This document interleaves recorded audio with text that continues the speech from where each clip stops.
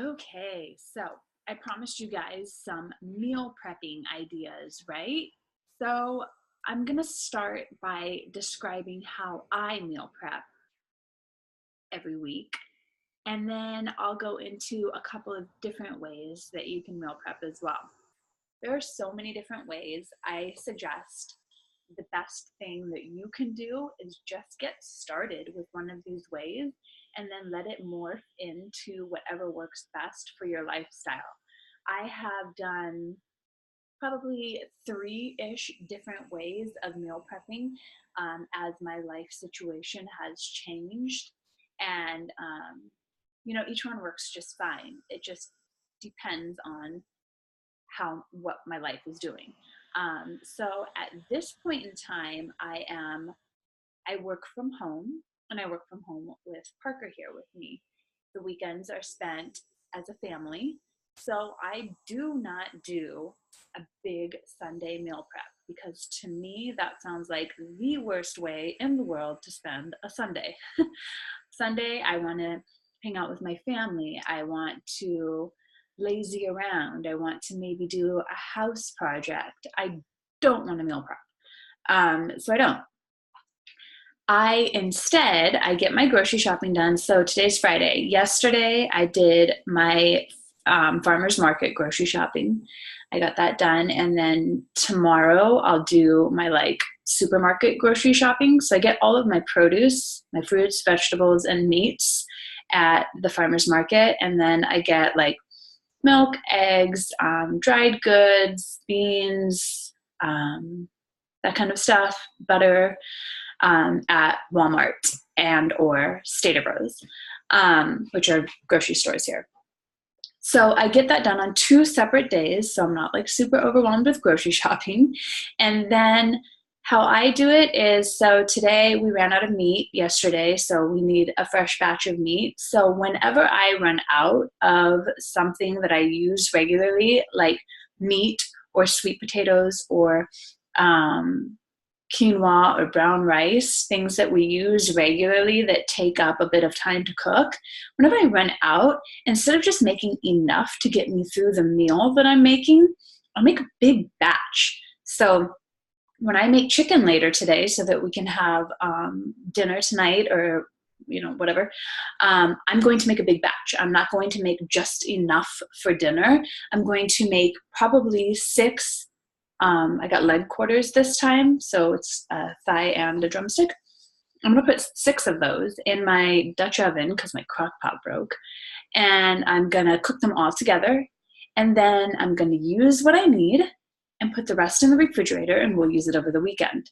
I will do the same with my sweet potatoes because we also ran out of sweet potatoes. I generally run out of stuff around the same time. So instead of throwing 2 sweet potatoes in the oven to cover us for dinner, I'm going to throw 6 in the oven. And when they come out, I'll cut them into chunks and put them into a Tupperware and store them in my refrigerator so that I can easily pull those out and eat them. When I cook, I just bought a whole bunch of fresh broccoli. So sometimes I pre-cook fresh broccoli.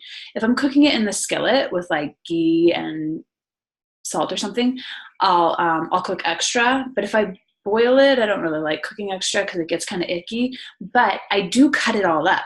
So I get it all cut up and ready so that it's easy for me to grab out of the refrigerator, especially going into the weekend. It's easy for me to grab out of the refrigerator and throw into a skillet or whatever and cook it. And I don't have that excuse, I just don't want to put effort into it. It makes it a little bit easier. So anything that I can do, if I'm touching something, if I'm touching the broccoli to make myself some broccoli, I'm going to do anything that I can do to make my life easier the rest of the day today, tomorrow, and the next day. So whether that be cooking an extra big batch or just preparing it so that it's easy to grab out of the refrigerator and cook later, that's how I meal prep. So for instance, my fresh veggies, when I get out my cucumber and my celery to cut it up, I just cut up the entire thing. I generally get 2 cucumbers. I'll cut up the whole 2 cucumbers and then the whole thing of celery and put it in a Tupperware. And I also open up my baby carrots and I put those in the same Tupperware. So all 3 vegetables are in the same Tupperware, and I can grab all 3 together and just mix them up as I would like. And it's easy and simple. Rather than just cutting, enough cucumber for me to eat right now, I cut all of it because, that takes an extra 30 seconds versus later having to get it out of the refrigerator again, get out the knife, dirty the cutting board, start all over, just do it all at once.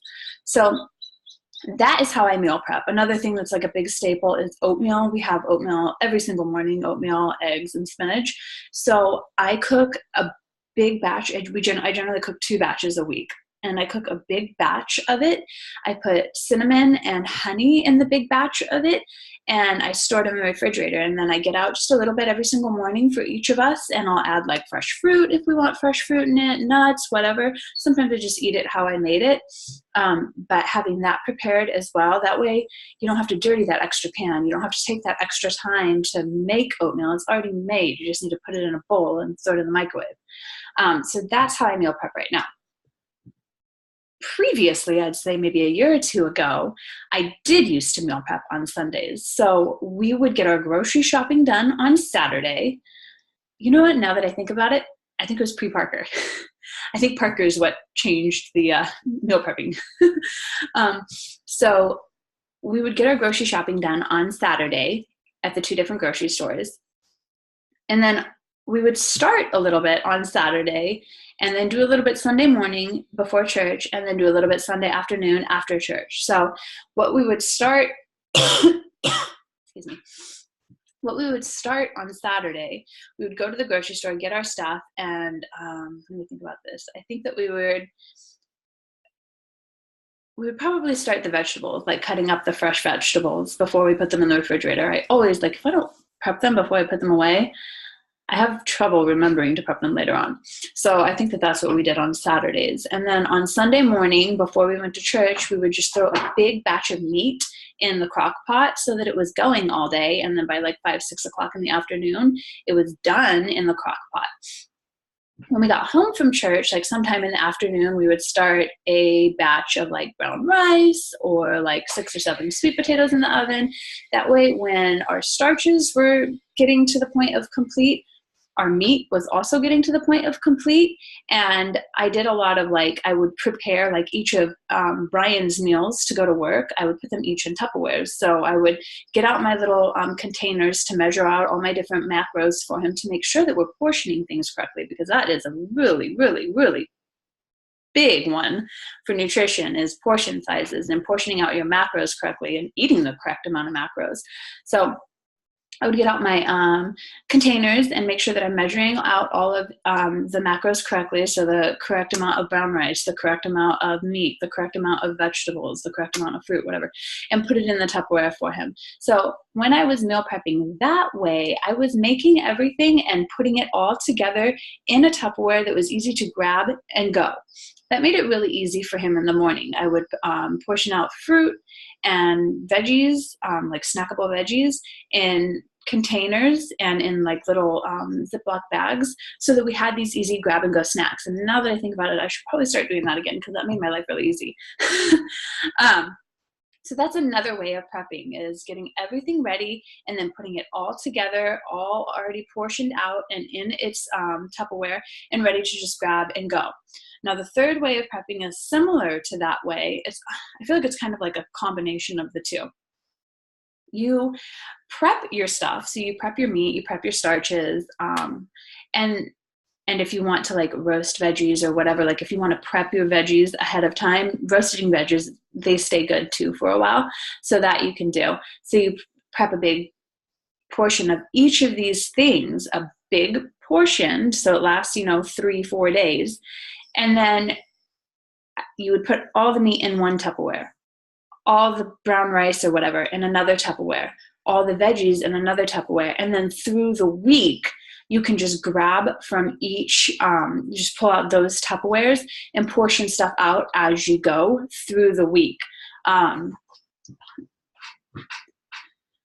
that way is that's kind of like a combination of the two, and it's very similar to what I do right now, except for I'm just making it as I go. But I do, like, I put the stuff in the fridge, like the big batch of meat is in the fridge in one Tupperware, my big batch of like sweet potatoes is in the fridge in one Tupperware, my veggies are in the fridge in one Tupperware. Nothing's really like portioned out.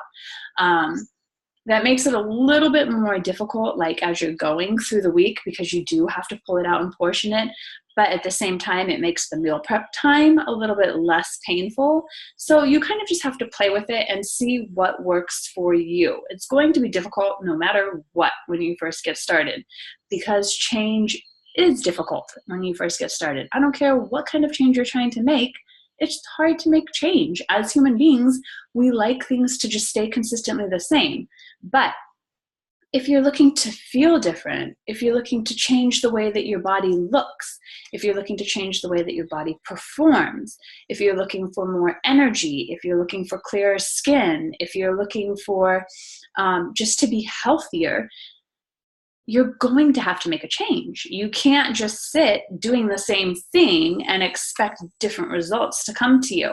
So I suggest jumping in with both feet, embracing it, and embracing it as a good thing, not embracing it as something that you have to dread, not embracing it, not thinking of it as something that is going to be terrible and ruin your life and you're never going to be able to eat chocolate again or whatever. Embrace it as something good. Embrace it as a change that's going to make you feel amazing, and know that you can eat chocolate.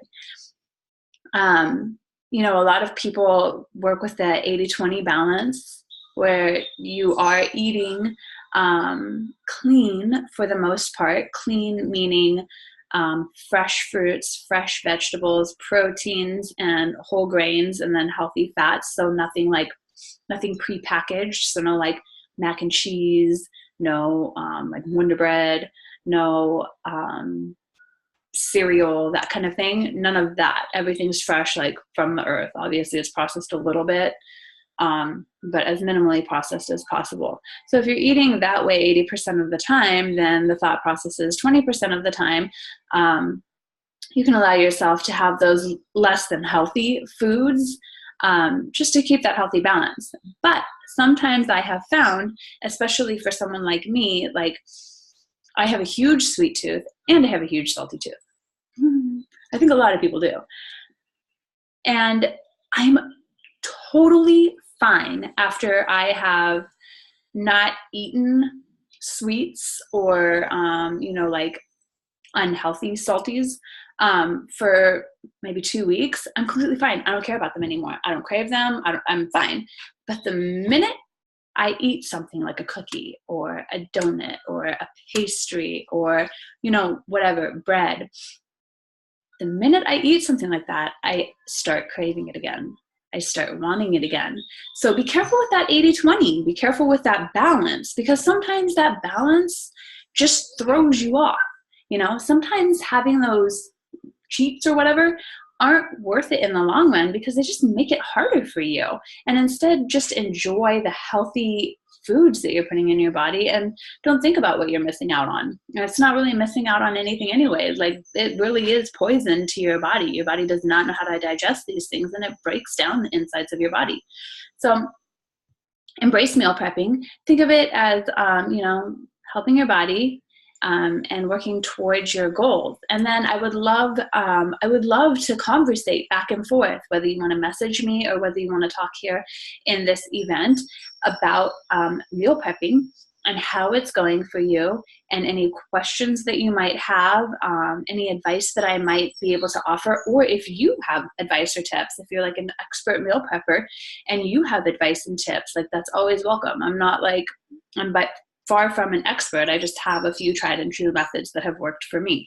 So I would love to conversate about this, and I really hope that you guys embrace it and go for the challenge. And this weekend, go out, take the advice from the previous post, make your grocery list, your menu, hit the grocery store, get some good nutritious food, and then try one of these methods for meal prepping and let me know how it goes. Let me know how next week runs with all of your meals prepped and ready. Oh God, it is so nice to be able to just not have to think about, like, I remember coming home from work being like, oh, what are we gonna eat? What are we gonna eat? What are we gonna eat? Well, I guess I'll stop at the drive-thru. You waste so much money, and it's so unhealthy doing that versus just having something yummy already prepped and ready. Like, it takes such a weight off of your shoulders. You're like, oh, I already have this prepped at home. All I have to do is add this and that to make it like perfect, whatever spices, and it'll be super yummy, super easy, and we'll be able to carry on with life. We'll have that money saved. We can put it into a savings account for a vacation later, whatever. So I want to hear from you guys. I want to hear how this goes for you guys. Hopefully this video has been helpful to you. And if so, share it with a friend. Share it with somebody who you think could benefit from meal prepping. All right, have a fantastic day.